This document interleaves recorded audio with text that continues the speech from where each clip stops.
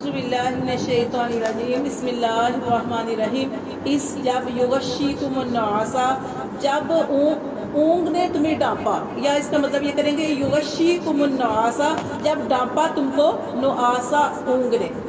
دیکھیں کہ ہم پڑھ رہے ہیں نا کہ غزوہ بدر کی بات ہو رہی ہے۔ غزوہ احد میں بھی جیسے ہوا تھا نا کہ غزوہ احد میں بھی اللہ تعالیٰ نے ان کی پریشانی کو ختم کرنے کے لیے، کیونکہ وہاں تو یہ مسلمان ہار گئے تھے، تو ان کی پریشانی کو ختم کرنے کے لیے اللہ تعالیٰ نے ان کو نیند عطا فرمائی۔ یہاں پہ بھی غزوہ بدر میں بھی ایسے اللہ نے کیا، اس یغشیکم النعاسا جب ڈانپا تم کو اونگ نے، امانتن امن والی، سکون کے لیے۔ نیند کا ہوتی ہے اونگ، نیند کے کیا ہوتا ہے سکون آ جاتا ہے انسان۔ اللہ فرماتے ہیں جب تمہیں ڈانپا نیند نے، امانتن منہ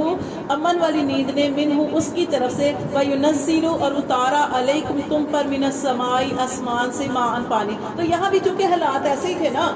چونکہ حالات یہاں پہ بھی ایسے ہی تھے کہ مسلمان جو تھے ایسی جگہ پہ پہنچے تھے جہاں پہ ریتلی زمین تھی اور پانی تھا نہیں۔ یہاں پہ بھی اللہ تعالیٰ نے ان کو سکون دینے کے لیے ان کو نیند عطا فرما دی تاکہ یہ سو جائیں، یہ مطمئن ہو جائیں۔ اور جب پھر اس کے بعد اللہ تعالیٰ نے یہاں پہ بارش جو تھی، کیونکہ اب صحابہ کرام کے دل میں آ رہا تھا کہ ہم مسلمان ہیں، ہم اللہ کو ماننے والے ہیں، ہم نبی پاک صلی اللہ علیہ وسلم کی اطاعت کرنے والے ہیں، اور ہمارا حال یہ ہے کہ ہمیں وضو کے لیے پانی بھی دستیاب ہے، اور کافر ان کے پاس پانی بھی ہے، ان کے پاس ساری چیزیں وافر مقدار میں ہیں۔ تو یہ اللہ تعالیٰ نے ان کے اوپر پانی بھی نازل کیا، وَيُنَزِّلُ اور اتارا علیکم تم پر، من السماء آسمان سے، ماء پانی، لیطہراکم تاکہ تمہیں پاکی حاصل ہو، تاکہ پاک کرے تمہیں بھی اس پانی کے ذریعے، وَيُذْهِبَ اور لے جائے عنکم تم سے، رجز الشیطان شیطان کی گندگی۔ شیطان وسوسے ڈال رہا تھا نا،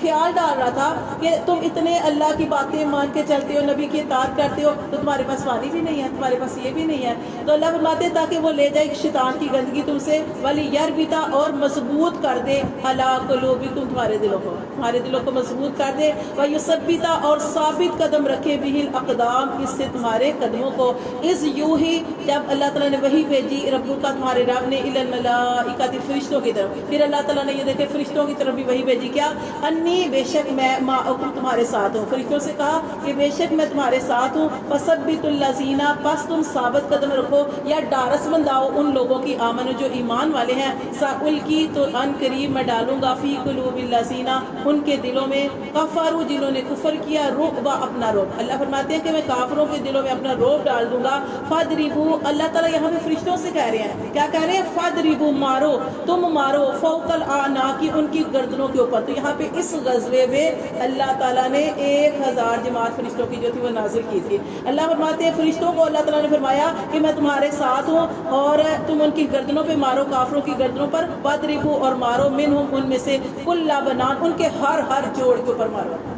ہر جوڑ کے اوپر مارو، ذالک یہ بھی انہم اس وجہ سے کہ شاق اللہ کہ وہ مخالف ہوئے اللہ کے، ورسولہ اور اس کے رسول کے، ومن یشاقق اللہ اور جو خلاف کرے گا اللہ کے، ورسولہ اور اس کے رسول کے، فإن اللہ تو بے شک اللہ شدید العقاب اللہ تعالیٰ سخت سزا دینے والا ہے۔ تو یہاں پہ یہ جو غزوہ تھا آزمائشیں تو تھی، لیکن اللہ تعالیٰ ساتھ ساتھ ان کو تسلیاں بھی دیتے رہے، جیسے اوپر اللہ تعالیٰ نے فرمایا کہ جیسے پہلا انسان یہاں پہ آ رہا ہے، پیچھے جو ہم نے پڑھا کہ اللہ تعالیٰ نے نبی پاک صلی اللہ علیہ وسلم کو گھر سے نکالا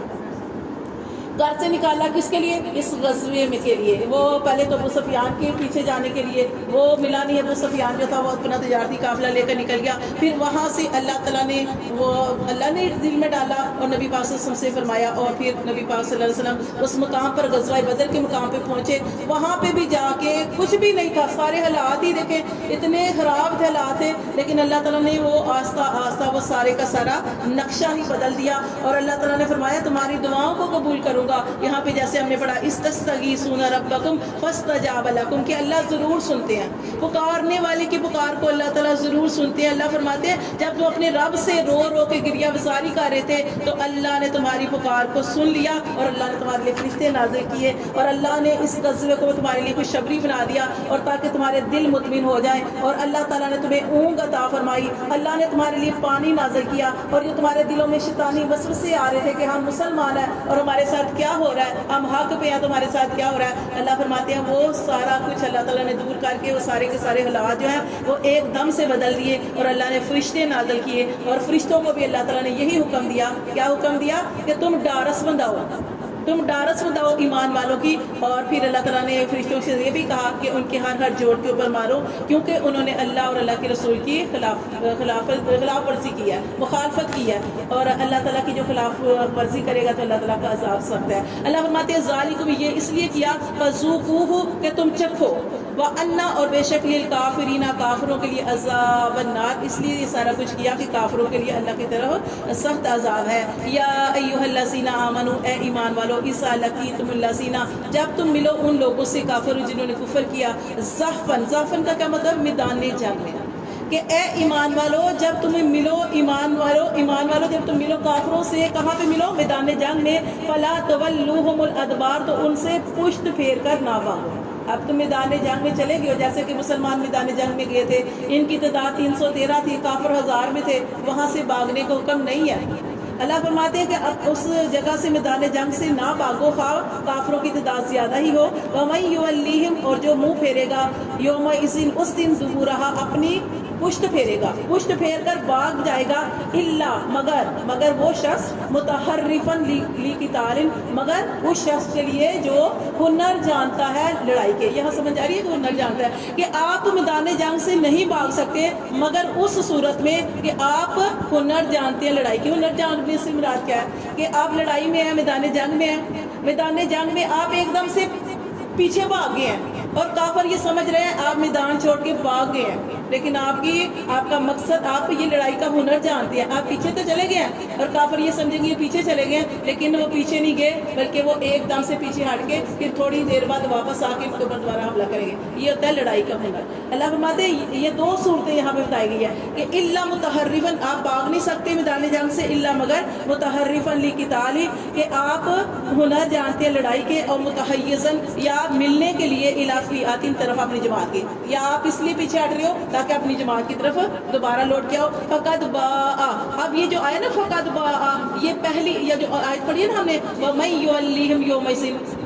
تو یہ اس کے لیے ہے کہ اس سے بھاگنا نہیں ہے, جو بھاگے گا اس دن اپنی پشت پھیر کر. اب اس کا اگلا حصہ یہاں پہ ہے, فقد باء, پس وہ لوٹے گا, بغضب, غصہ لیے, من اللہ, اللہ کا, وہ اللہ کا غصہ اور ناراضگی لیے ہوئے لوٹے گا جو میدان جنگ سے بھاگے گا. وَمَأْوَاهُ جہنم, اور اس کا ٹھکانہ پھر اللہ نے جہنم رکھا ہے. وَبِئْسَ الْمَصِيرُ, اور بری ہے لوٹنے کی جگہ.